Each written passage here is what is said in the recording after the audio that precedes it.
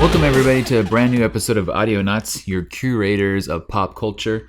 I am Eric Oldboy alongside the always spectacular web-slinging Spider-Ren. That's me. How are you today? Great. Awesome. What have you been up to? You know, watching shows. Yeah? Living the life. What shows are you watching lately?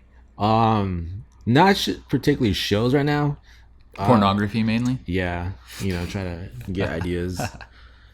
All for education, you know. Well, yeah, I mean, it's really research. Yeah. And you could probably write it off if you get that big, so, now that we're talking about pornography at the beginning. Not for kids. That's pretty funny. Yeah. Like, this is not on our show list, but here it is. Now you got me thinking about it. So, in the old days, back when I was a ute, it was very hard for a young man to find the nudes. And then I used to, steal my dad's Playboys. That was kind of my go-to. Yeah. You also, when I was a kid, the video stores, you'd go to video store for all your real youngins out there. There used to be these stores in the shopping centers where you went and rented boxes that had VHS tapes in them. And if you're cool like I was when I was really young, Beta Max tapes. But I would ride when I got old enough during the summertime, both my parents were working. And I would ride my bike it was like a Knapp's grocery store, which is like a local grocery store. And they had a small video rental section in the back, kind of behind the overfried foods, that kind of thing. And for whatever reason, they didn't give a crap how old I was. I'd go in there and I would just pick whatever VHS, because they'd be in those giant oversized boxes. Don't they have a sign saying 18 older? Well, they didn't have they didn't have necessarily pornography. But they had R-rated movies, and they had the ever great, not NC-17, but the unrated. So What they used to do when I was young was, if a movie was probably not going to get an R rating, it was maybe a little too extreme, they wouldn't submit it for ratings. And because it was usually some crap movie that didn't go to the theater, they'd put it on there unrated. Yeah. So I figured this out pretty quickly. Little boobs, little gore. Yeah, some extra violence, some nudity, maybe some violence, nudity combined. You know, you get some vampires that are topless, that kind of thing. Yeah. And so my little perverted brain would walk around, I'd look at the boxes and rent anything that said unrated that had a half-naked woman on the cover. Wait, so they let you walk around, look at those stuff, and rent those and rent it. Yeah, so the best ones, so there's a few different places I would ride my bike to, and some of them you had to actually take the case, and it was more embarrassing because the case itself would have the good-looking spring breaker on the cover of it, bikini bodies, 6, trying to turn that in. And they would probably still take it, but the best one was one that was local, and they had these little coins that they would write on what the movie was, and they would Velcro it to the front of the case. And so you would know if the movie was rented or not, whether or not there was a coin Velcro to it. Because if it was rented, you'd peel the coin off, that means you were renting it. Right. So it was really simple logic. So I would gather 2 or 3 of these unrated coins and go up, and they'd look at them, and it's some old guy usually your parents let you watch this? I'm like, yeah, of course, man. Yeah, of course. And he'd go, okay. And he'd rent them to me, $1 a piece. I'd pop on my BMX and pedal home. Yeah, maybe you look like an old ass man when you were 15 or something. I don't know. I think that nobody cared back then, honestly. But that leads me then, as time progressed, pornography became much easier, right? There wasn't so much bike pedaling, stealing from your parents, that kind of thing. The internet was invented, and there are a lot of sites that cost money and a lot of sites that are free. I've never been sure how anybody makes money from it because there's so much free content. Yeah. But it seems like the big ones, and I have finally gotten too old to really care too much about this stuff and pay attention. But what are some of I see on the Twitter ladies, right? I see one called Patreon, and there's another one like that, but I can't remember the name. Do you know what it is by any chance? I thought Patreon was for any creator. Right, but a lot of times I think there's adult stuff on there. Yeah. What's happened is the adult actresses, they're obviously the ones that are in demand versus some guy running around, swinging around his thing. They realized that they weren't getting paid any money. So they would be in all these films, and whoever was making the movie was getting the money. And so the actresses started going direct by creating their own content because it's so simple. Anybody with a cell phone can make their own adult content. Right.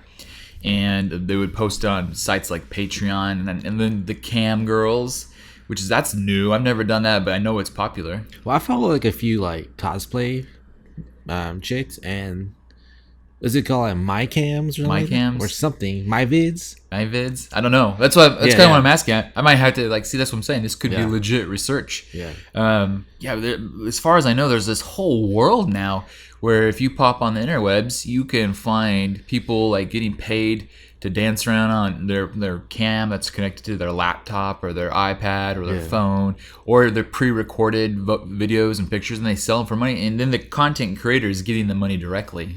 And I see like, a lot of streamers do that too, where they both do both streaming and that stuff on the side, right? So making money each every way. There's so many ways to make money, and I'm not even sure how we got on this conversation. That was a hard right turn right out the gate. But yeah, I mean, it's interesting, and maybe I'll do some research without being a complete perv, just so maybe we can understand it better. Because it's research. Maybe we were missing the boat. But yeah. It's pretty funny. I mean, you could almost you could throw your like Pornhub and the cam stuff right into the healthy stream. What are you streaming today? Oh, I've been streaming some X Hamster. No big deal. You got porn in your pocket. You just don't know. That's what's amazing. That actually as a parent, that worries me, because like I said, when I was a youngster, it was a lot of effort. I had to you had to get physical content, and then you had to hide it. There was like all these like components that went into it.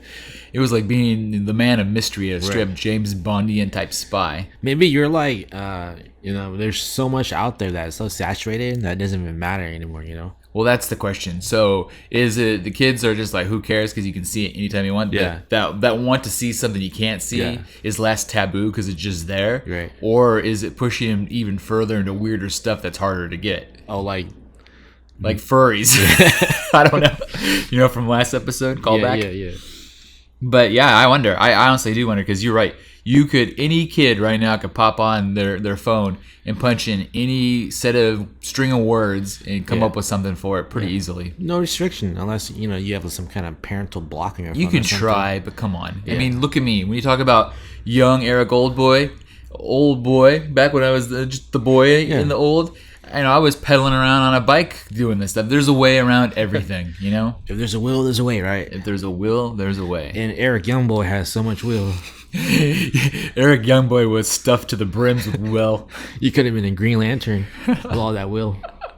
And a next level willpower for pornography. That'd be funny though, right?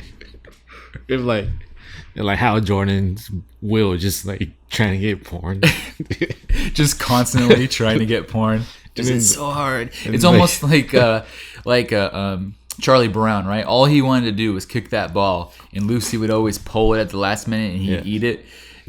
But he had the willpower to keep coming back at that ball. Yeah, that's how a young boy used to be. Yeah, the ring chooses you for so much willpower. Next level willpower. Yeah. Well, there you go. There you go, HBO. There you go. You should make new that idea for you. So, jumping into the real healthy stream is I want to start with Disney Plus, because they seem to be, I think maybe because they're more of a newer content creator, they have a lot more new things kind of showing up, because they're the new kids on the block. Them and Apple TV. Well, they have their established not shows but characters, all the and content. Stories. Yeah. And so I saw one. I got excited for half a second because I just read the headline, and the headline said Disney Plus bringing Short Circuit to screen in 2020. And I thought, hot diggity! I love the movie Short Circuit. Do you remember Short Circuit? No. Okay. So we're gonna tell you and whoever else hasn't seen Short Circuit. Short Circuit was a movie about this like robot that could have been, maybe it was based in the year 2020. I don't know. I think it was actually current time. So what happened is the baseline of the story is the military created these robots that were meant to be able to send into combat, and they were stupid looking as all get out. 1980s robots looked. They had kind of like tank treads, and then like remember that robot that used to play the Nintendo with you? I forget. No. There was this Nintendo. If you were a rich kid, you could play Nintendo by yourself like a lame-o, or you could get the Nintendo robot that would play with you and against you. Yeah. So it's like play against computer. You're really playing against a computer. Literally. You don't remember? Oh man, I feel so old sometimes. So, anyways, the short circuit robot was very similar looking to that, where, like I said, tank treads, kind of weird robot body. Had kind of like Wall-E. Think Wall-E. Okay. So Wall-E is almost kind of knockoff of short circuit. So think a human-sized Wall-E. Right.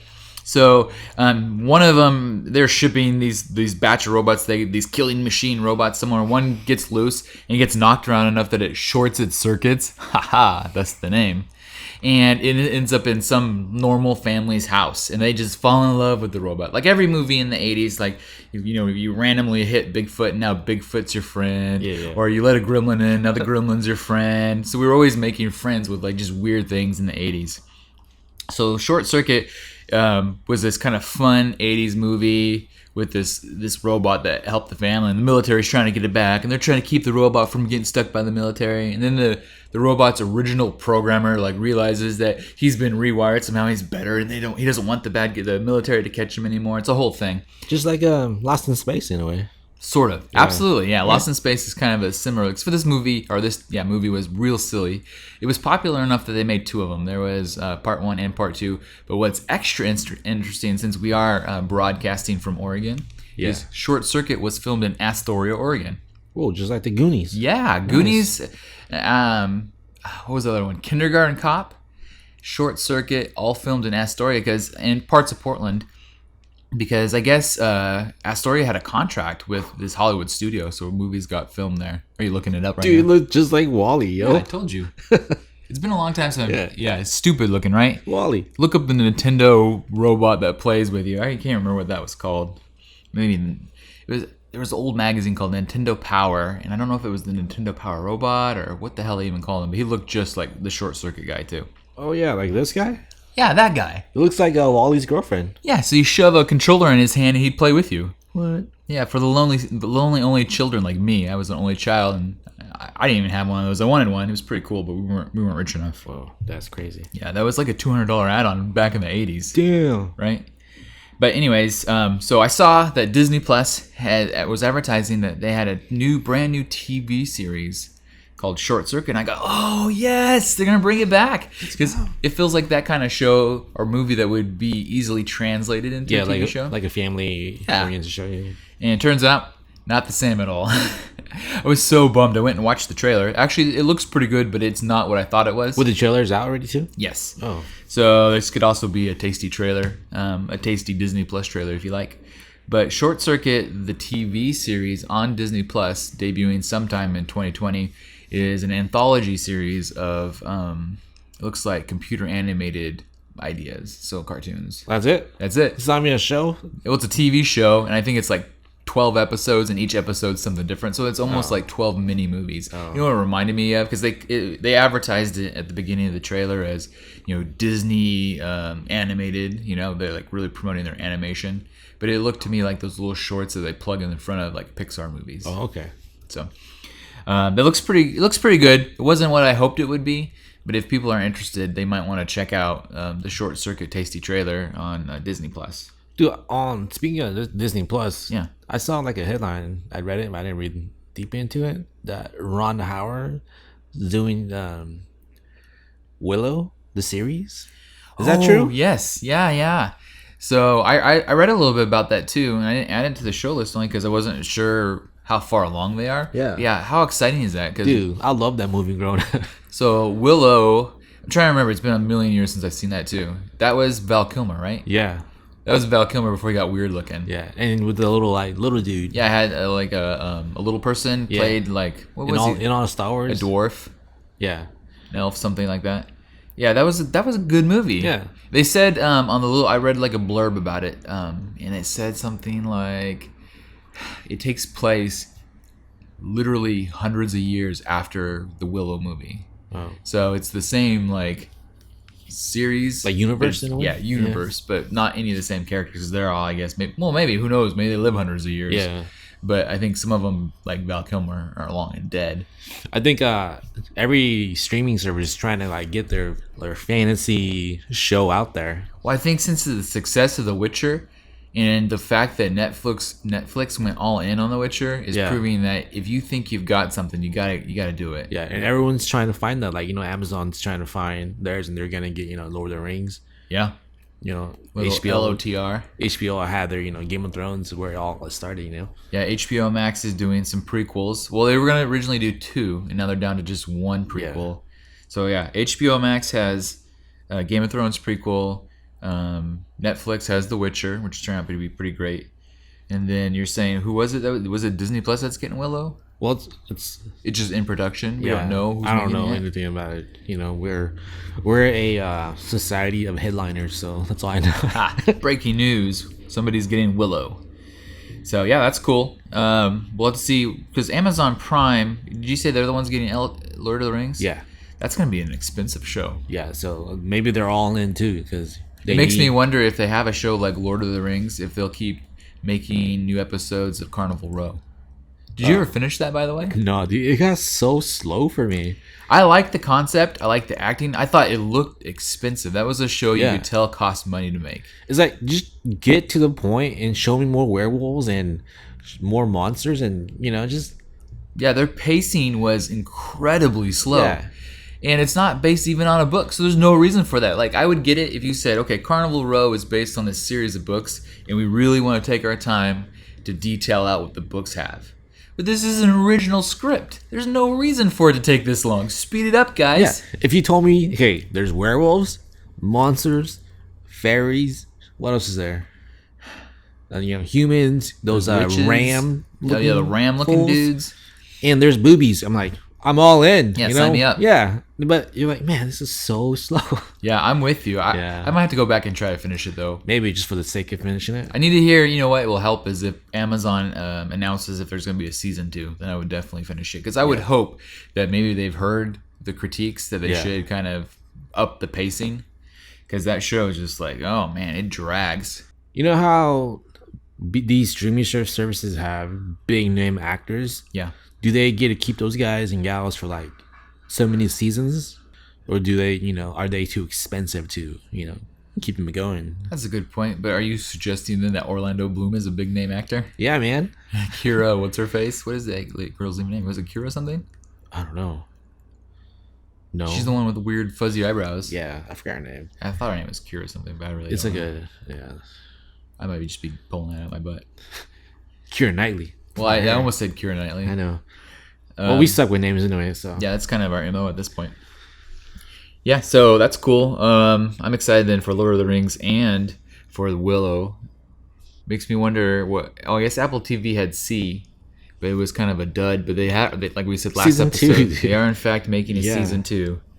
I'm looking at our streaming services. Hulu doesn't seem like... It seems almost like since Hulu's become completely owned by Disney, they're making less original content. Maybe, like I said last episode about MODOK, they'll just focus on Marvel and Star Wars or Disney. I don't know. Yeah, I feel like Hulu's just going to be there, just to be there. Right. There was something on Hulu. Oh, it was MODOK. The reason I was going to keep it. There was something I was going to ditch it, then I decided to keep it. So. Oh, yeah, right, because you finished the Letterkenny. That's right, Letterkenny, once again. So what have I been watching? I already finished Letterkenny. We finished The Marvelous Miss Maisel. Yeah. It was really good. So if anybody's interested in Miss Maisel, there's 3 seasons of it. It's I think kids would be bored with it, but it's not dirty really. There's swearing. There's like one topless scene, so only one piece of nudity for all 3 seasons. So that's not really a big deal. No violence. It's mostly just humor. And we started up on Killing Eve, which I think that might actually be a Hulu original. Because I think we're watching that on Hulu. Oh. I haven't seen that one. I think it may have originally been made by the BBC, and then Hulu bought the rights to it. Because it seems like it's a kind of an English-British type show. Yeah. But the main actress is an American. So at least you got one person you can understand most of the time. Because some of these people, like, most English accents don't bother me, but there are some that are like, especially when they get into like Scottish and Irish, they get so thick that I'm like, what would they say? I don't understand. That's what you watch with subtitles, man. I gotta start doing that. That's what all the millennials do. They watch everything with freaking subtitles on. I know. I didn't used to do that because I only watch it when I watch like anime or when you actually need to be able. Yeah. But then my wife watches it subtitle with everything, and then it's got used to it. Yeah, that's like my oldest daughter. When we'd go visit her at her dorm and stuff, they'd have the TV on, and every kid would watch TV with the subtitles on. And Yeah. that was just normal. Yeah, I think part of it was they always kept the volume sort of low because there's somebody studying maybe or Right. whatever reason.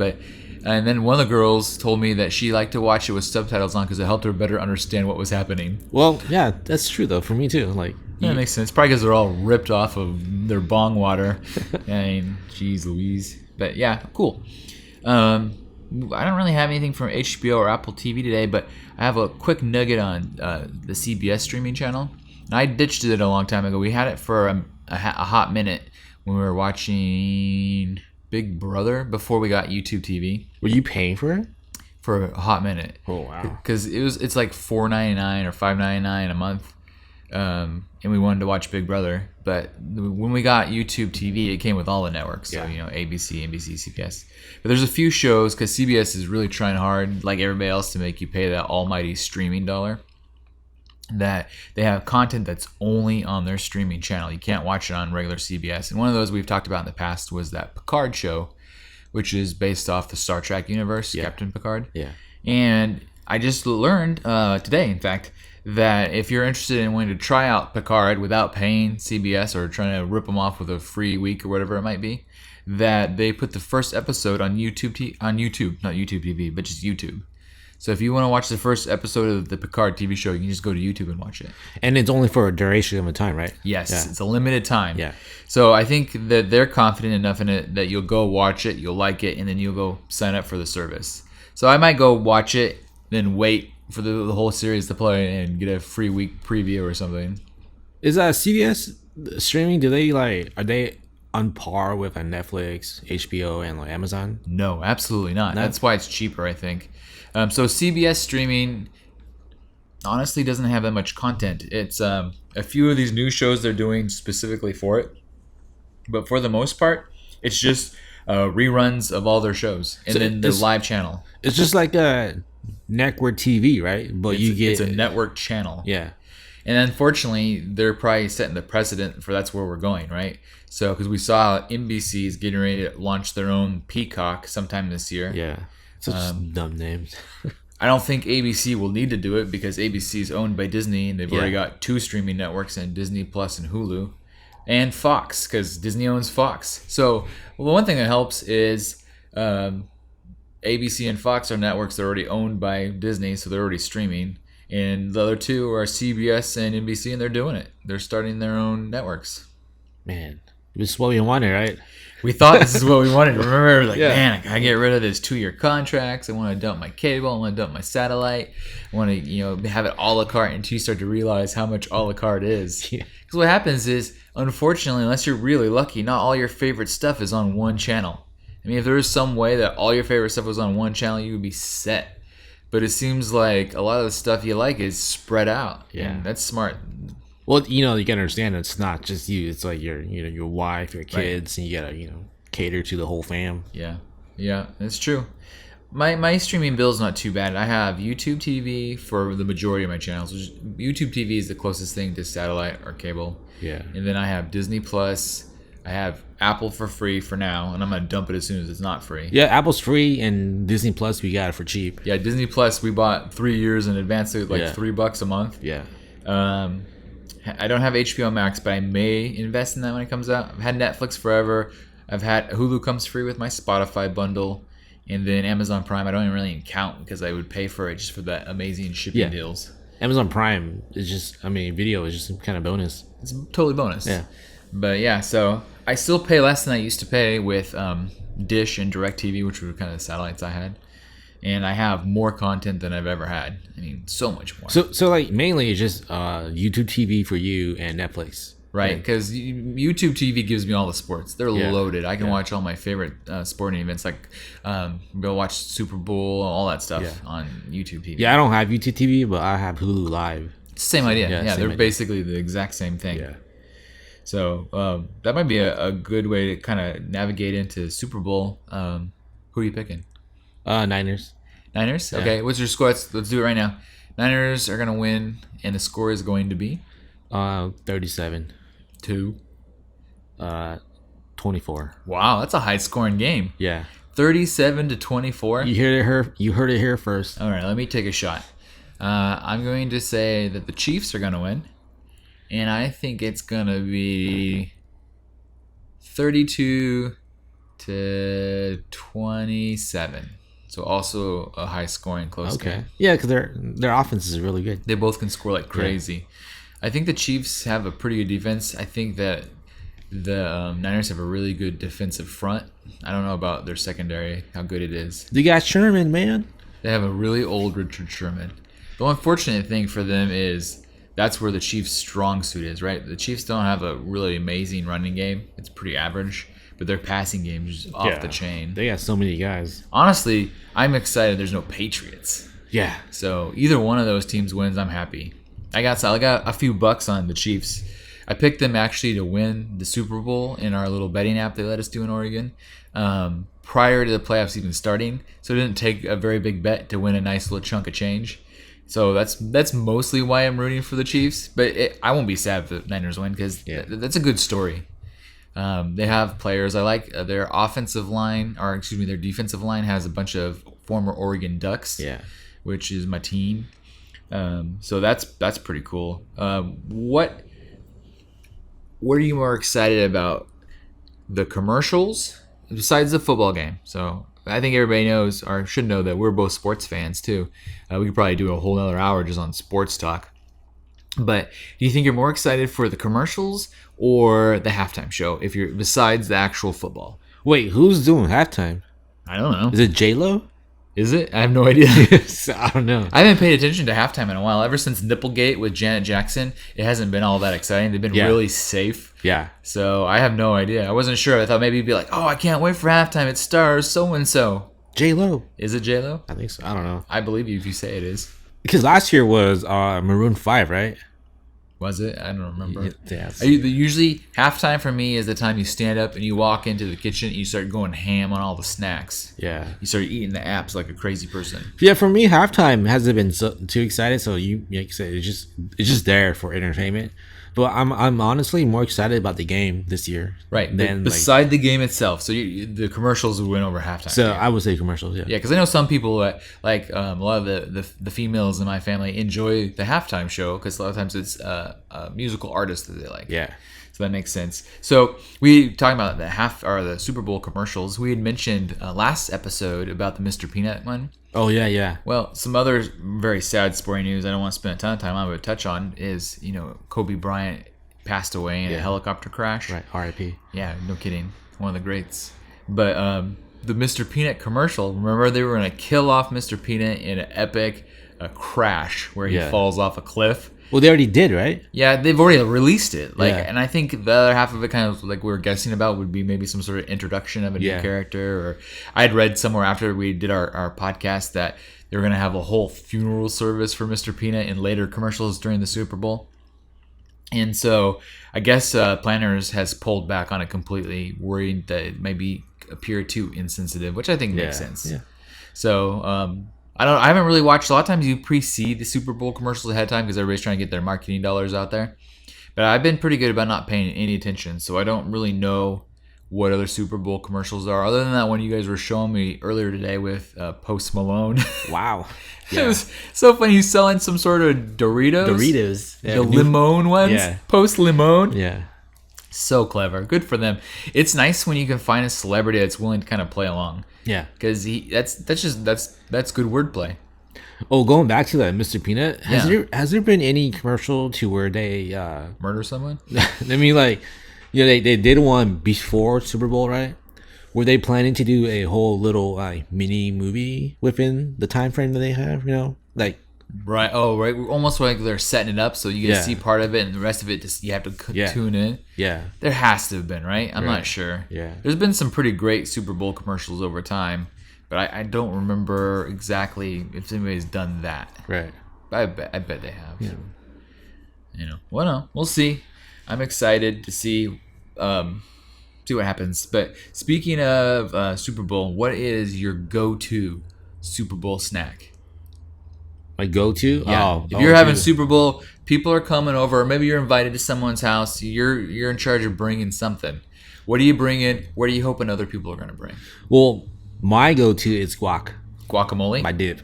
Because Yeah. you make a mean guacamole. I do. Yeah. Yeah, not to brag or anything. Yeah, that's good. I'll second that.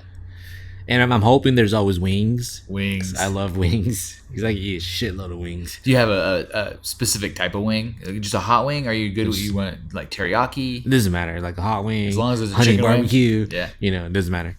Nice. I'm trying to think. So, I haven't mentioned, I don't think on the podcast before, but I've been doing this diet called keto.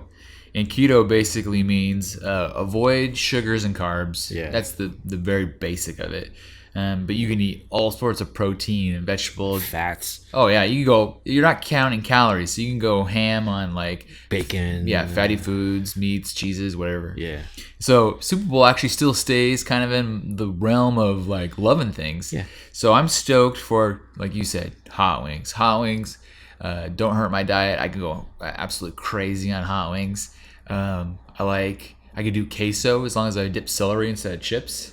That's always good. And my wife makes really good jalapeno poppers that aren't like fried. They're not like dipped and coated and stuff. They're just literally jalapenos with the cheese and the bacon. Look, you could eat like little smokies. Yes. Yeah. In fact, you were saying, tell me what you told me earlier. What's the most popular Super Bowl snack? Which actually shocked me. Like, I was guessing, and I thought, so Ren asked me earlier today, he goes, do you know what the most popular Super Bowl snack is? And I'm like, yeah, chips. And I was wrong. Yeah, it's actually those little smokies. Little friggin' Smokies. That's shocking because Yeah. I've definitely had Little Smokies at Super Bowl, but not always. I don't think that's an always every year type of thing. Do you think it's because like they only come in like not a lot, and people gotta buy like a shitload of those just to feed the parties? Maybe. And it adds up. Do you have a way how you like to prepare them when you do it? I think the best way is to wrap it in bacon. Really? Yeah. You know what we do is we have kind of like this mini crock pot. Yeah. It's like, I don't know, a fourth of a normal crock pot size. I think it's mostly for putting cheese in or dips, things like that to keep it warm. We'll load that bad boy with Little Smokies. And then if you're feeling real lazy, you just squirt some barbecue sauce in it and turn it on and let them kind of heat up. Yeah. But we do one that has like ketchup, not horseradish, but Worcestershire sauce, garlic, Worcestershire, garlic, and garlic paste, and some other like secret ingredients. And dude, that is ridiculous. You throw them in there, you dump in all the goodies, you stir it up real good, and then all you gotta do is set a little. I usually put like a shot glass next to it full of toothpicks. Yeah. And then people can go ham on those. In fact, now you've said it and we've talked about it, that's gonna be on my Super Bowl list because I think we even have some Little Smokies in our fridge already. Shout out to Little Smoky because I believe that is a brand. Is it? Yeah. I think it's kind of like calling tissues Kleenex. We just all call them that. Wait, what do we call those little hot dogs, right? Little. I don't know because I've heard the term Vienna sausage, but I also think that might be a brand. So I'm not sure. Maybe just, I don't know. Yeah. Itty bitty wieners. I don't know. What if like a rapper comes out and they call me Little Smoky? Little Smoky. Little Smoky. I'm Little Smoke. I think there actually is a rapper named Little Smoke. Probably, right? Yeah, it probably exists. He probably has like a crusty voice and is only like 4'9". Yeah. Shout out to Little Smoky. Yeah, Little Smoke. He's like, what up, what up, what up? Give me that Worcestershire sauce. He's rapping, doing his thing. That's cool. Anyways, back to healthy streaming. There was one I wanted to mention. Did you ever? So we talk about Disney Plus, HBO Max, Apple, Netflix, Hulu, whatever. Yeah. Did you ever try like a free trial or anything of PlayStation's Vue? No. Is it Vue or Vue? Well, I call it Vue because I don't know. I just read it Vue. Okay, I think you're right. Vue. I'm gonna go Because there's like a car that's the like Saturn Vue, whatever. Oh, okay. Or something like that. Perfect. I'm gonna go with you. So, PlayStation Vue. But then if you say Vue, it makes sense too. Makes more sense because you're watching TV. Yeah. But it looks like it's spelled, I don't know. It's one of these dumb things. I have a hard time nowadays with a lot of marketing. They tend to leave out letters and things so they can get the registration and copyrights on them. So, I don't know. Whatever. The PlayStation Vue, whatever it is, it was very similar to YouTube TV or Hulu Live. Yeah. It was basically a satellite cable replacement. And I tried it once. It was kind of more expensive. It was like $60 a month. That's probably why I never did it because it's too expensive. Before I committed to one, I kind of tried all of them because I wanted to find out which one I liked, and I did the 7-day free trial. It was good. The the quality was all good. It was all HD channels. Everything about it was pretty hot. But I just read, as of today, Thursday, the 30th of January, PlayStation View, whatever it's called, is no more. It went all like Mr. Peanut, and they killed it off. R.I.P. View. Yeah.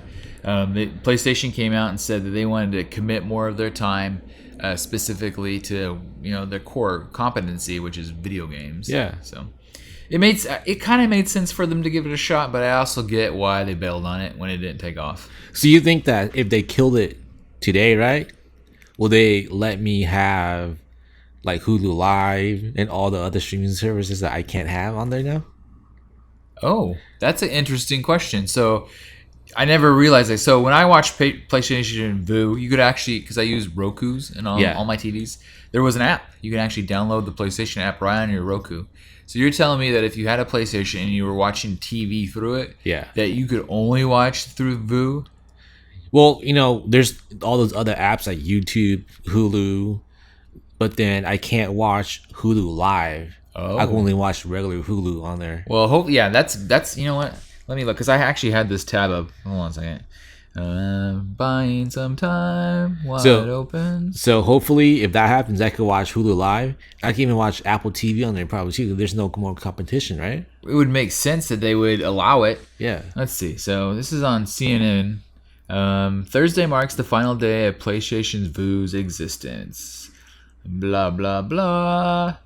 Vue was available as an internet-connected app on a number of devices, including Roku, Apple TV, blah, blah, blah. I don't know why when they released that, and if you as a gamer has PlayStation Network, you're paying for that, why can't they just come with that, right, rather than having another payment for it? Yeah, I mean, it doesn't really say on here whether or not PlayStation's going to allow the other guys, but yeah, it would make sense if they did. Yeah. I think Vue was only the thing that was stopping that from happening. Yeah, it says the Sony service never really caught on. The last estimate, they only had 800,000 subscribers, and that's bad. Yeah. I mean, no wonder they charge so much money for it. The most this is kind of surprising to me. The most popular service for live TV is Sling. I would have thought YouTube TV or maybe like, I don't know, Fubo or one of those other ones. Hulu Live. Yeah, I don't know, man. So Sling is the winner at 2.4 million subscribers. So that tells you really how bad Sony was doing. Did they talk about any of the rest of these? I was trying to see if they talk. They only tell us how much it cost. Right. But yeah, so RIP Vue. I guess I'll get back to you if it happens. We'll miss you. Yeah. The tasty trailers. Yum, yum, yum, yum, yum. All right, so jumping over to some tasty trailers. I saw that Birds of Prey released their final trailer, and it's actually been out in enough places where they're getting reviews. Oh, really? Yeah, the reviews are coming in, the early critic reviews, and they're positive. Nice. Shockingly enough for a DC movie. I was going to go see it anyways, but this is gets more hype for it. Right? Yeah. What kind of caught me off guard is the other day, my wife randomly said, I want to go see Birds of Prey. I'm like, whoa, what? Are you serious? Let's go. This is Harley awesome. Quinn, dude. Margot Robbie. Man. Yeah, I would go see it just for Margot Robbie. So the reviews I read basically said that it should just have been called the Harley Quinn movie, co-starring the Birds of Prey. Yeah. Vice versa, because they went Birds of Prey, the emancipation of Harley Quinn. Well, it was an emancipation of Harley Quinn at first, and then they thought it was too long, so they call it Birds of Prey, right? Right. Yeah. I think they still have that subtitle on the poster. Yeah. But yeah, so apparently Margot Robbie shines. Everybody's talking about how she's fantastic. They said the story itself is a little bland. It's pretty much girl powers type story, which is fine. I have no problem with that. But from what I read, they said it was one of the best movies since like Wonder Woman for DC, which is, I think, pretty big praise because Wonder Woman was fantastic. Was it Birds of Prey directed by a lady too? Was it? I think so. And maybe that's the key, because they're going to do a better job of kind of, letting people know their point of views and things like that. Well, the thing about Margot Robbie is not only that she's gorgeous, she's a really good actress too. Yeah, and she makes the perfect Harley Quinn. Yeah. I've never been a huge DC guy, but I've bought in from the beginning that she is Harley Quinn. Yeah. And she said on something I was watching one time that she really enjoys doing accents. and that's because she hides her Australian or English accent or whatever she has. Australian, yeah. Yeah, and so I'd like to see her. Has she been in a movie with her real accent? She's always doing like a thick New Yorker accent. Yeah. I don't know. I don't know either. I'd like to see it. Because when I see her in interviews, it just makes her, that much hotter. Yeah. She goes from like a perfect 10 to a 12. So, yeah. Birds of Prey, getting really good early reviews. I have a trip I'm getting ready to go on, but when I get back, I think I got the wife. But I don't have to convince her. She wants to go. We're going to go see us some Harley Quinn. Well, the best part about mine is my sister-in-law gave us some Regal tickets. Oh. For like a date night. So nice. So my wife agreed for us to use it. On For Birds Harley of Quinn? Prey. Let's go. Perfect. So you got yourself a date night planned. It's not going to cost you that much money. That's a win-win. And the best part about it is like I'm a big Margot Robbie fan. Yeah. And my wife is like, well, how much I love Margot Robbie is how much she loves Ewan McGregor. Oh. So it's a win-win for both of us. Obi-Wan Kenobi himself. I almost forgot for a second he was in. I don't like the haircut they've given him, but I don't know what character. I don't know that character. Well, he plays the Black Mask. Oh, and I still don't know what the Black Mask. He's just a without thug, him. like one of those, like, yeah.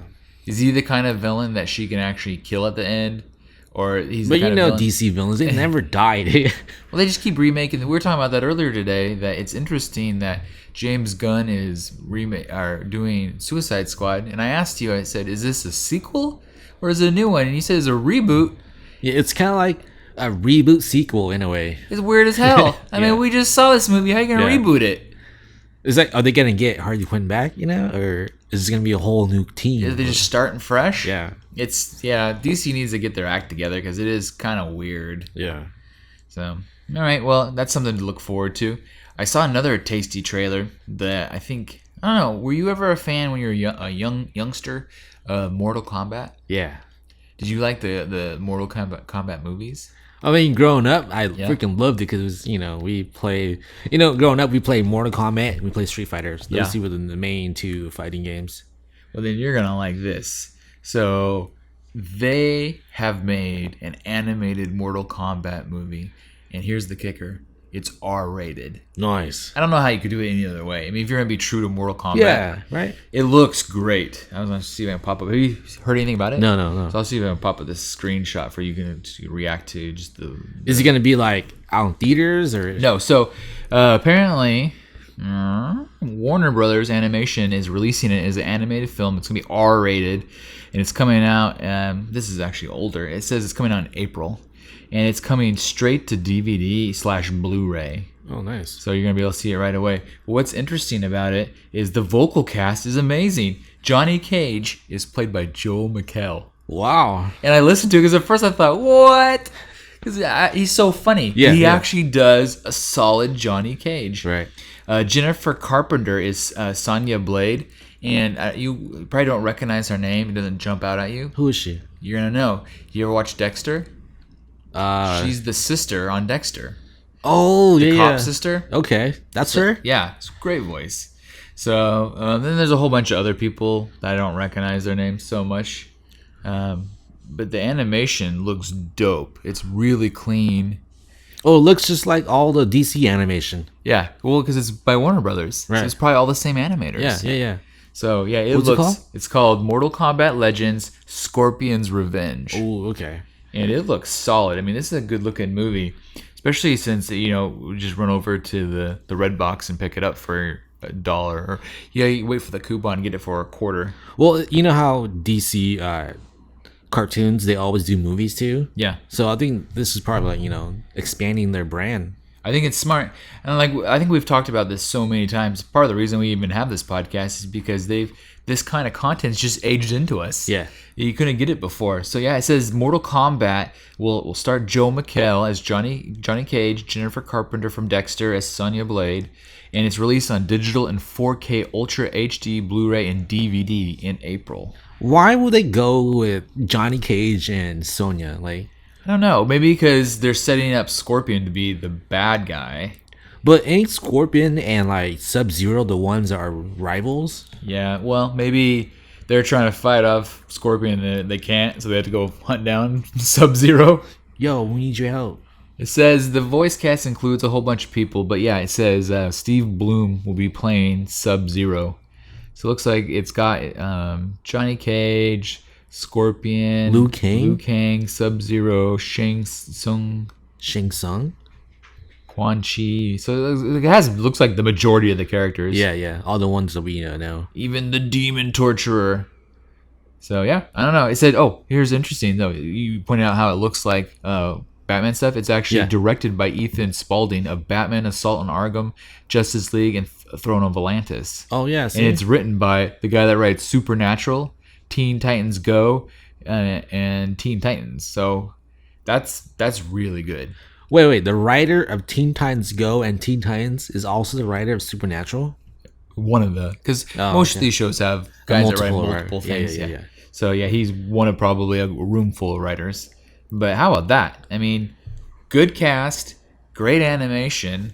And I guess the reason they didn't put it on to the movies is probably because it's probably a strong R-rated type movie, because they pretty much rip out their guts and feed each other their spines. Yeah, but this is like stuff that's perfect for HBO Max. Oh, right? Totally. So it'll be interesting to see which streaming service tries to pick it up first. Well, you know how HBO has all of the DC stuff? Yeah. Ain't DC and Warner Brothers, right? That's right. So Mortal Kombat is with Warner Brothers? That might actually time out. I bet they're going to try to make a few bucks off renting it and selling some copies. I bet you it shows up on HBO Max almost instantly. That's a hot call. I'm buying what you're selling. Because those Injustice games with the DC, maybe Mortal Kombat. Yeah. They also have DC players too. They like crossover. Yeah. So they probably own them at the same. Yeah, because was it Mortal Kombat? It was either Mortal Kombat or what's the Justice one? Injustice. Yeah. And Injustice has the Mortal Kombat guys in it, right? Yeah. One of the two they cross over somewhere. Yeah, for sure. Those games are cool looking too, by the way.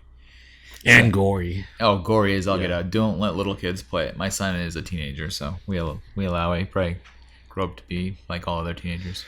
But moving over from that, I saw. Do you remember the movie Dune?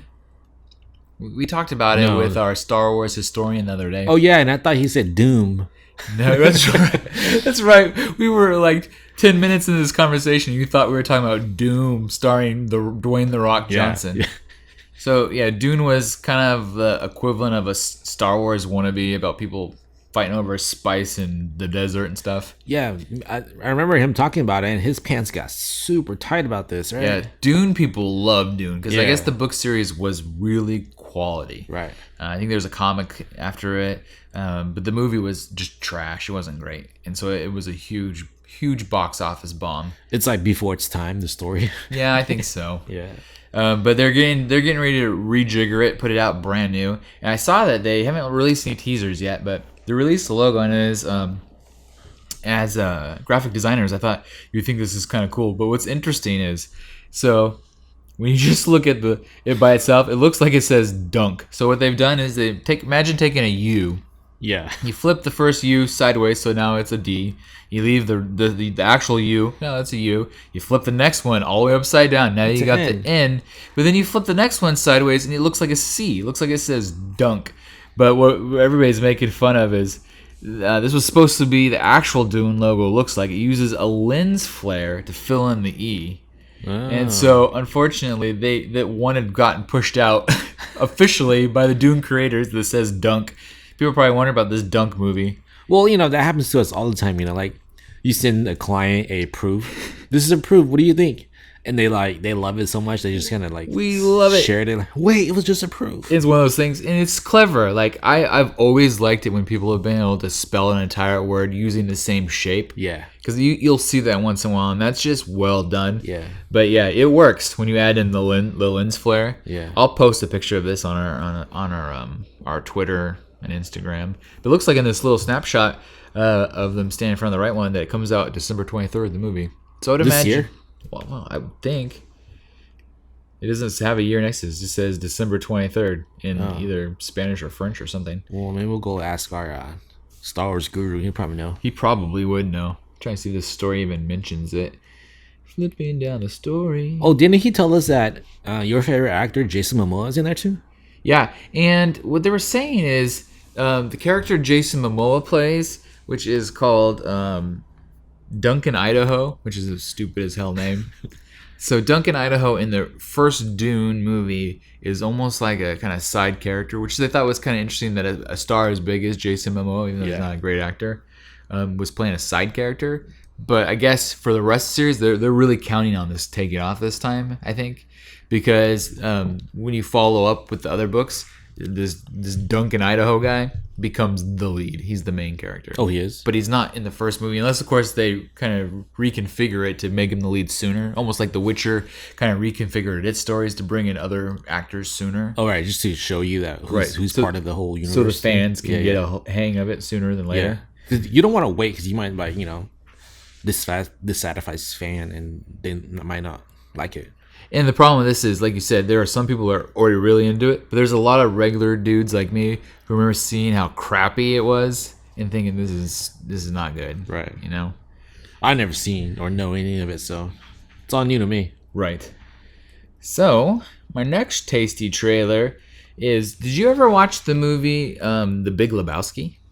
Were you ever a fan of that? I've seen it once, but, I know people that, it's their favorite movie. It's one of the few movies that is actually cosplayed a lot. Yeah. That isn't necessarily the kind of movie you would think to cosplay. Yeah, because I see the sweaters a lot, Right. So the Big Lebowski, it's a classic. It's directed by the Coen brothers, who made all sorts of great kind of like indie funny movies. And it stars Jeff Bridges and John Goodman. Yeah, kind of like the mains. But there was a side character in the movie called Jesus or Jesus, right? And they meet him, and he's like a bowling alley bad guy, basically. He's my quickest answer. But they're actually making a spin-off of all things to The Big Lebowski starring Jesus. So they just put out a brand new teaser called Jesus Rolls. And this is the most teasery of teasery trailers ever. Because some teasers, sometimes they'll call a teaser, and it seems to me like a straight trailer. Yeah. Because to me, a trailer is 2 to 3 minutes, and you know what the movie's about when you're done. A teaser is supposed to just get you like pumped. Maybe it shows like a really good moment. Like a minute or less, Right. And so John Turturro is Jesus Quintana, the guy from The Big Lebowski, and he stars in this Jesus Roll movie. Was he in the original? Yes, he plays the exact same character from the original movie. And this is crazy because the first movie came out forever ago. Yeah. I need to check and see what year it actually came out, but it was quite a bit ago. It says the movie was originally titled Going Places, but The Jesus Rolls is a loose remake of the 1974 French comedy Les Valaises. For those confused, it was named Going Places, but it picks up after Turturro's bowling Jesus as having gotten out of prison hours earlier as he embarks on a series of criminal escapades and romantic entanglements with fellow miscreants, Petey and Marie. So it's been forever for this to come out as a spinoff, but the teaser is pretty funny because it literally just shows him getting ready to bowl. Yeah. And he's a real slimy dude. And he holds the bowling ball up to his mouth and just licks it really slowly. Gross. And then bowls it, and that's it. And then the bowling ball is like wiggling around, showing off all the actors. Because there's, no huge names, but a bunch of decent names. John Turturro, Bobby Cannavale, Audrey, Christopher Walken, John Hamm, Pete Davidson, Susan Sarandon. So these are all pretty decent actors. Right. This is a movie, right? It's a movie, yep. Oh, 98. Yeah. Oh, wait, where you saw it somewhere? Oh, no, I looked it up. You looked up 1998. Yeah. So that's quite a while. Yeah. They've waited a while, but yeah, I saw that teaser, and I'm kind of interested. I really like The Big Lebowski. The dude is one of my all-time favorite characters, and if you haven't seen it, you should find it on streaming. I don't know. I've seen it like way back in the day. I still remember. You'd appreciate it more now. Yeah. It's not a young person movie. Yeah. It's like a little bit older, but I think you dig it. So I think I want to rewatch because it's been years since I've seen it. It should be somewhere in this with all these like streaming services we have, right? I'll look it up and see if I can find it and let you know. But yeah, so I thought that was pretty cool. I saw this other thing. It's not really a trailer, but it's kind of cool. So you saw Disneyland, recently did all the Star Wars stuff with their theme parks. And they're on their way to doing Marvel, Yeah. like a Marvel land. They're calling it the Marvel Avengers Campus. And I didn't realize that the early part of Avengers Campus, because they're opening it in chunks, kind of like they did Star Wars. Yeah. They are opening the Avengers Campus this summer.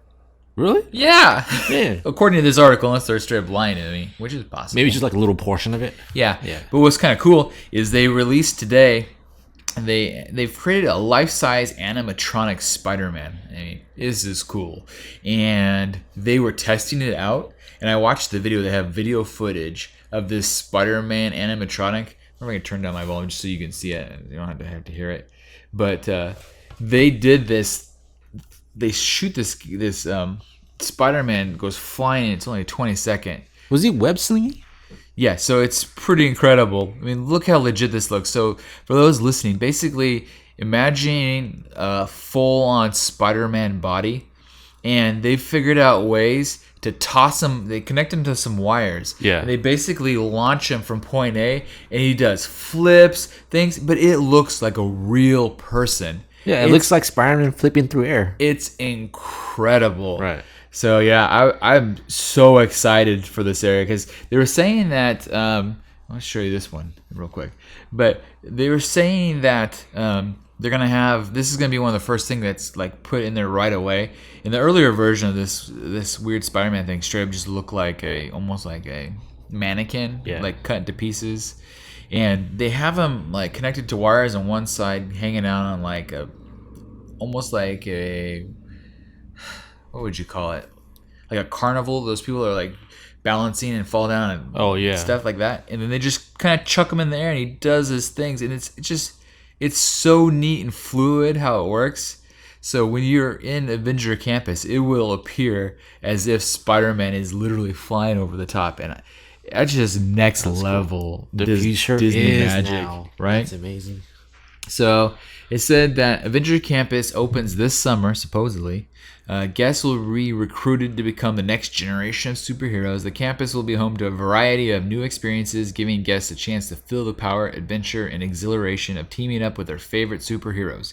They're going to have one of the parts of the park will be called the Worldwide Engineering Brigade, also known as WEB, which will house a new Spider-Man attraction, which I think is like an actual ride. And that's probably in the area where this flingy Spider-Man will be. So Spider-Man's like their first thing they're going to do? I think so, which is kind of funny because it's the one Disney doesn't own as well as... Maybe it's like a clap back. Yeah, totally, right? Like, suck it, Sony. There's no rules that says we can't do this.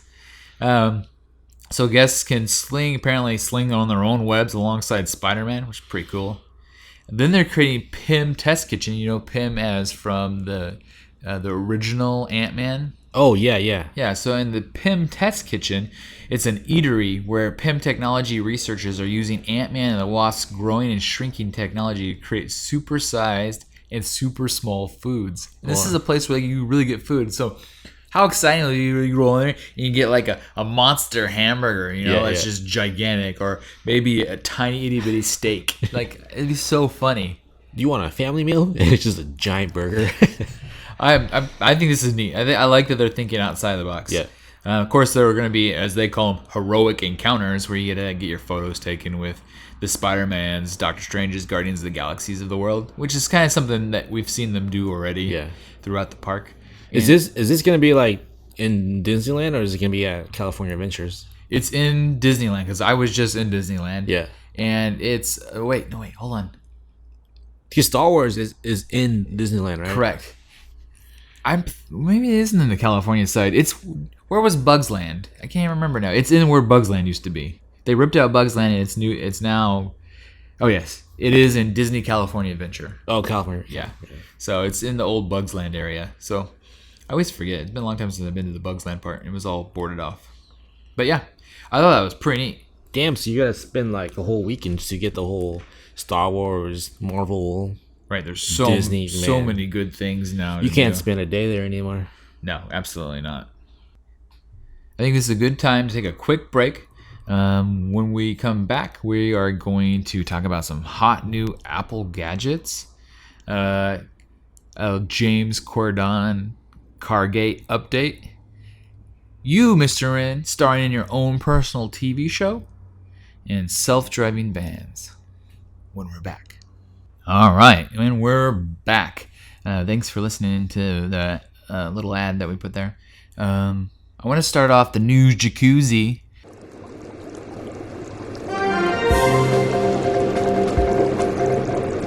with some hot Apple rumors for all those out there who enjoy Apple products and aren't Apple haters, because I think there's a few.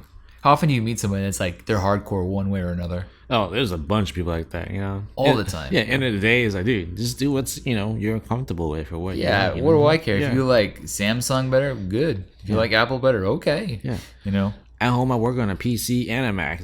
Yeah, it's like we do all of our work on two different things. I don't know why people get so hardcore. But anyways, for those of you who are Apple fans, Apple has leaked a few rumors of some new stuff that I thought I would share because, I think it's exciting. I'm an Apple guy. I like both of them, like you.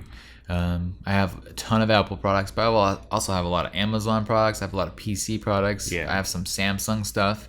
So, I don't pick and choose. Well, Apple's been kind of stale lately, Really, ever since Steve Jobs passed, it's slowed way down. Yeah, it's been like update to this, update to this. Yeah, here's 11.2. Yeah. Oh my God.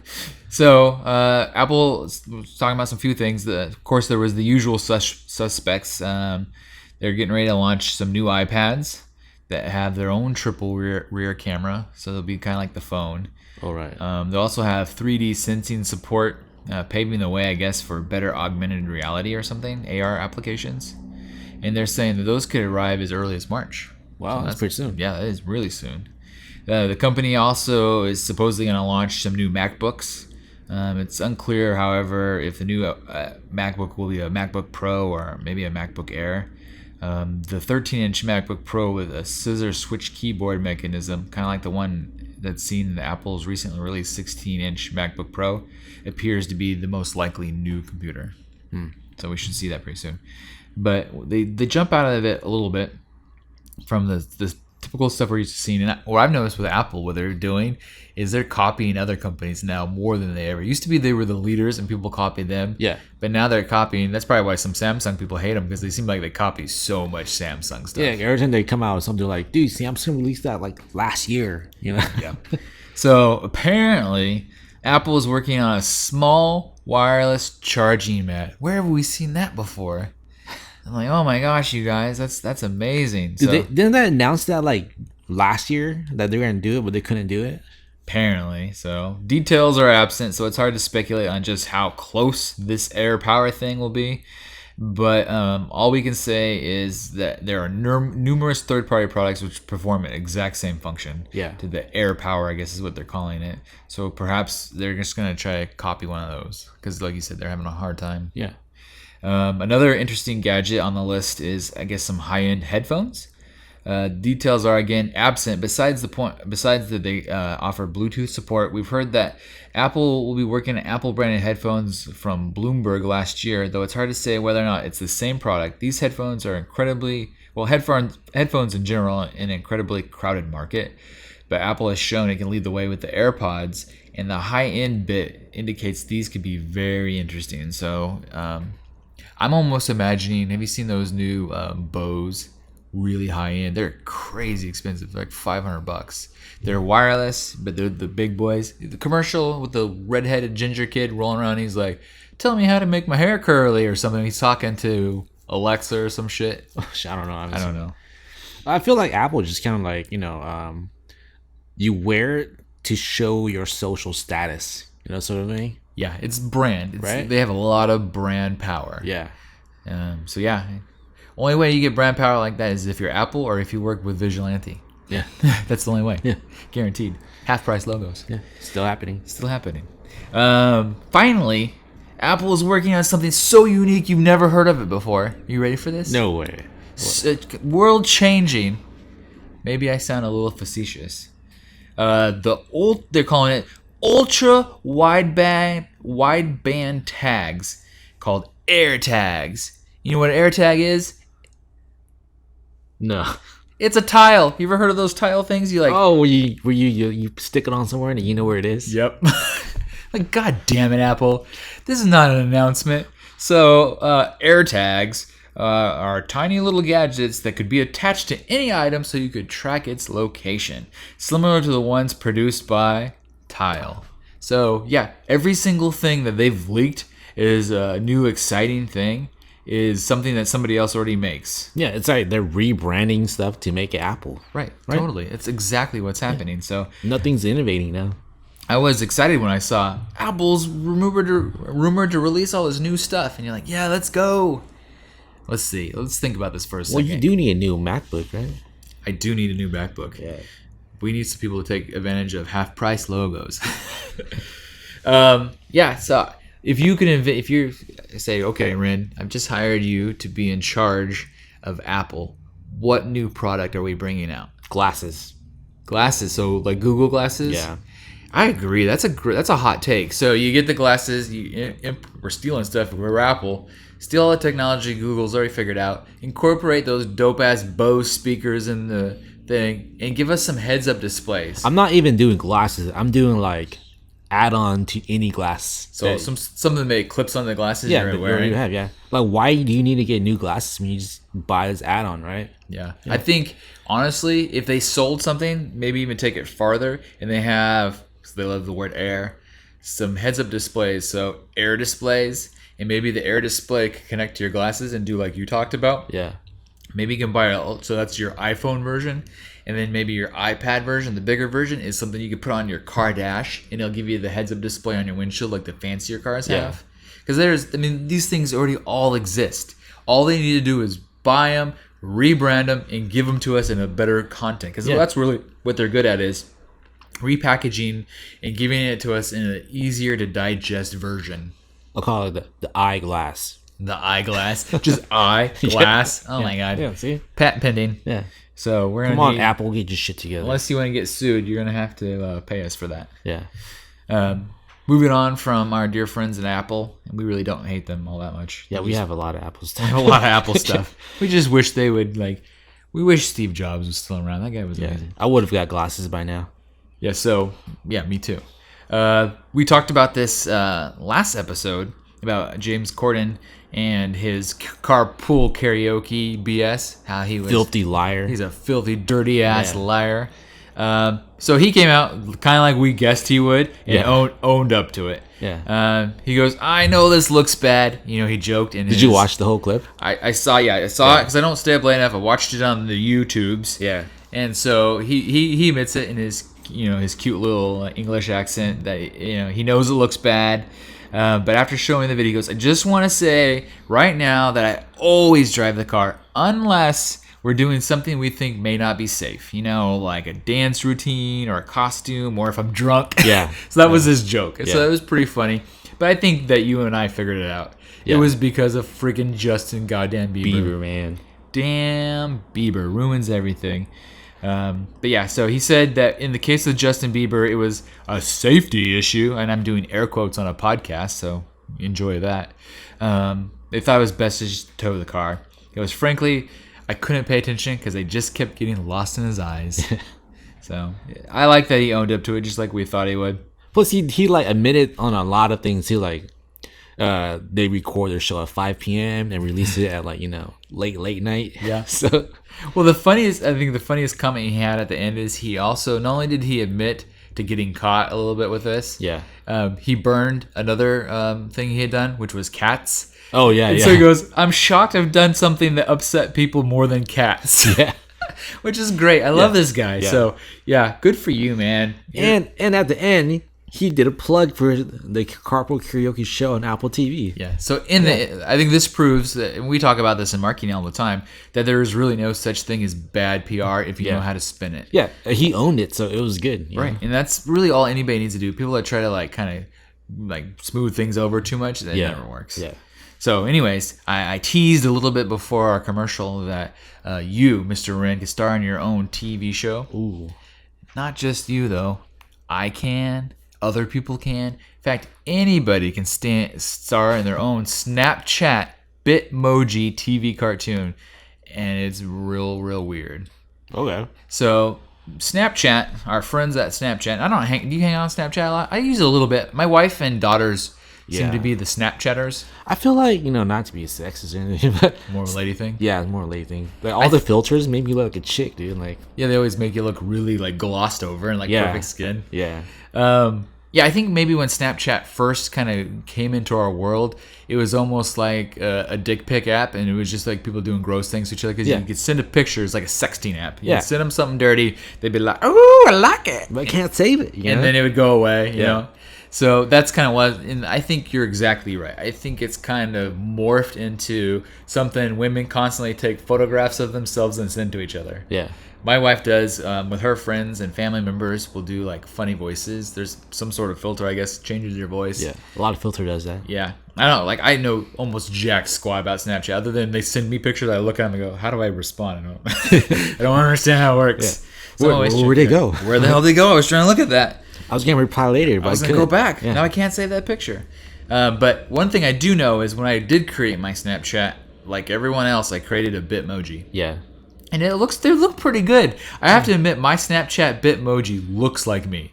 And even though it's cartoony, like I think when I send it to somebody, people know right away. It's honestly, when I do Snapchat, I kind of like to use because you click on the Bitmoji guy, and there's like him doing all sorts of stuff, millions of different little things, and that's probably how this has evolved into Bitmoji TV, is what they're calling it. So Snapchat's new Bitmoji TV series is ready to debut, and yes, it's really odd, just as you would expect. So after weeks of dropping bizarre trailers, the company is launching Bitmoji TV, a new cartoon series located in the app's Discover section, which stars each user's personal Bitmoji. So they take the Bitmoji you created.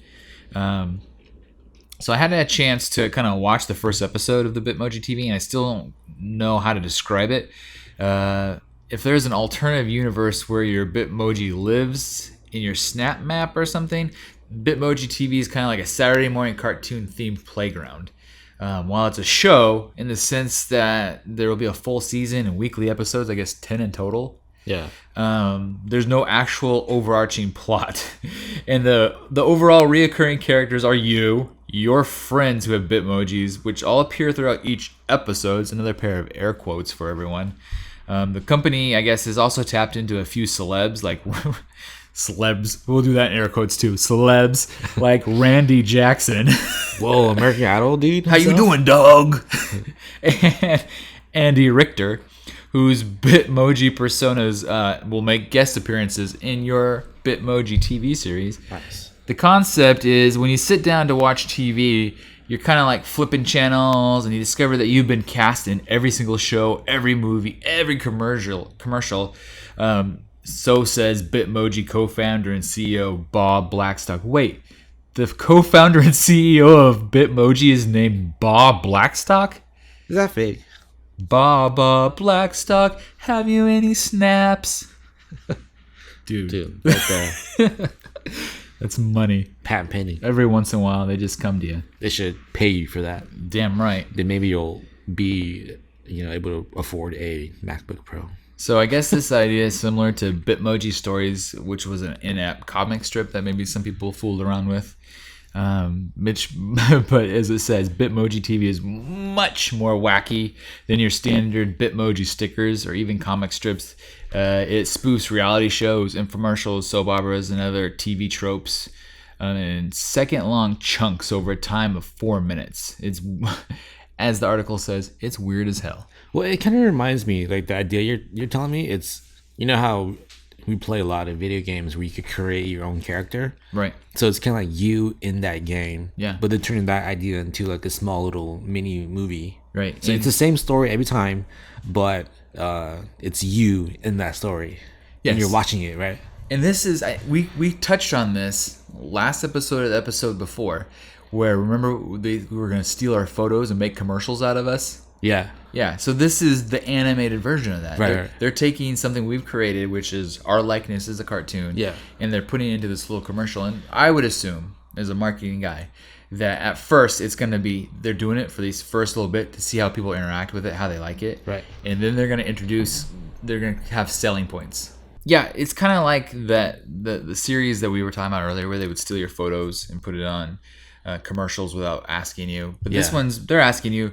But I think it's gonna grow into them selling things. So I would imagine that your Bitmoji cartoon will just do funny stuff for the most part, but every once in a while he might enjoy a Coke. Yeah. Or maybe your Bitmoji's hanging out at like South by Southwest, or Right. something like that. So Or your there's Bitmoji's like wearing like a spectacle or something. Yeah. exactly. There's gonna be so many opportunities for them to sell stuff. That's pretty neat. Yeah, marketing wise. Yeah, so I give them a lot of credit. I'm definitely gonna play with it some more, and because this has made me interested in Snapchat. Whereas we talked about before, it seemed like you said, it was more gender wise, is more of a lady thing. You think Apple's gonna steal that idea and Oh, for use sure. their emoji? They'll do that thing, or you make your own face talk. Yeah, yeah.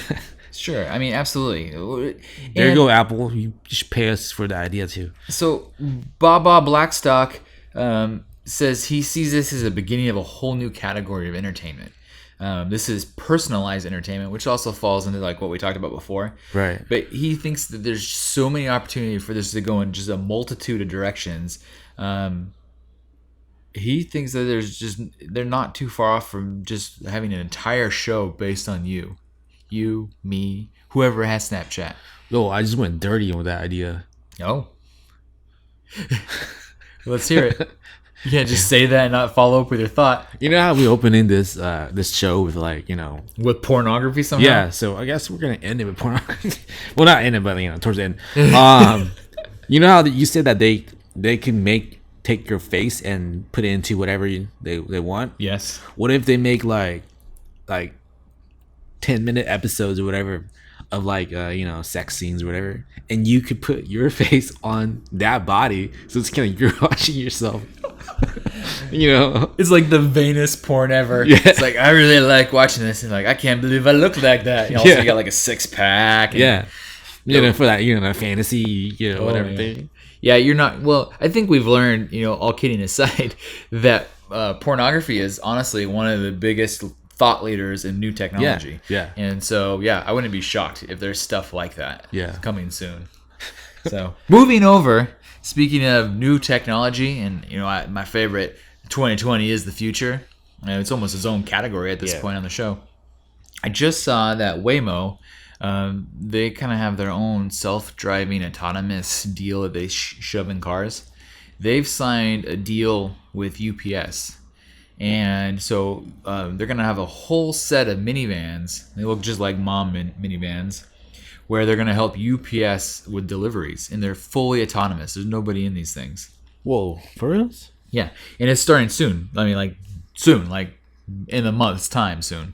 Actually, it's kind of interesting. It's like, for some reason, the city of Phoenix and Scottsdale have signed some sort of deal to allow, maybe it's a law thing, where they actually allow autonomous cars to do their testing. Because I was in Phoenix last year, or Scottsdale, and for the first time in my life, in real life, I saw autonomous Google cars driving themselves with people sitting in the back seat. Is it like very flat there or something? I don't know. It's weird, but it's cool. I get it. And so for whatever reason, they're allowed to do it there. There's probably some sort of deal that they have in place. So it's not surprising that these Waymo UPS delivery vans are going to do it in Phoenix. They're going to start there. And so on Wednesday, Google, of course, owns Waymo. It's a spinoff of them. Maybe the deal is just with Google. They're starting to put these things out. So I'm going to be in the Phoenix area next week. Whoa. I'm really interested to see if maybe I'll spot one. I mean, because this article came out yesterday, and it said it started Wednesday, which was yesterday. So by the time I get there next week, they'll have been driving around for a week. Yeah, make sure you snap a photo and like tweet it out or something. Yeah, if I can spot one, I'll take a picture of it. Yeah. It says it's only in the Phoenix area to start, but the Waymo vehicles will be to pick up items from the UPS store locations in Phoenix and bring them to UPS facility in Tempe, just outside the city. The pilot starts in the next few months to come as Waymo is testing its own driverless trucks on long-haul routes. And that's another thing I've seen Google, I think Tesla's done it too, where they're actually getting the big tractor-trailer semi-trucks, and they're driving them from A to B all by themselves. Currently, they're doing it with, there's a guy sitting in the seat in case something goes wrong, they can grab the wheel. Yeah. But the idea is that you would never have them be completely without a human. but he can hang out and take naps, do do computer work, other things. So you all of a sudden you have a truck that could drive unlimited amounts of time. And I think this is the same similar idea. You know, in Guardians of the Galaxy 2, Yeah. when all those forces to go ride a motorcycle and they were chasing like Star-Lord and them in space, Yeah. where all those spaceships that was chasing them were like remote control. Oh, right. Yeah, it's like that, right? Or you know what? That could be the future. Right. Even what's even more like, if we're gonna do superhero movies, Yeah. remember Logan? That was literally a plot point in Logan. They were driving on the thing, and all those trucks started running them off the road because they were driverless trucks, semi trucks. So yeah, I mean, the future is now. So Robots, man. I'm excited to see me some driverless cars. I did in fact see the driverless car last time. Dude, we're gonna be like in the future. We're gonna be Wall-E, man, just super obese, eating and having everything come to us. Right. Well, what's happening is we're basically killing off the middle class. Yeah. So you're going to be either low class because there's no jobs for you because all those jobs have been given away to robots. The middle class are going to take the higher jobs. And they become you either become upper or become lower. And so yeah, robots, because we've tried so hard to make everything super easy and efficient. There's no work for people. Yeah. So it's going to be incredible to see how it turns out. But until they create AI automated robots that can do podcasts, we'll be showing up once a week, except for next week when I will be, in fact, in Phoenix watching the robot cars driving around. We will catch you guys next time. Yeah. And with more hot news. So have a good one. Oh, I like it.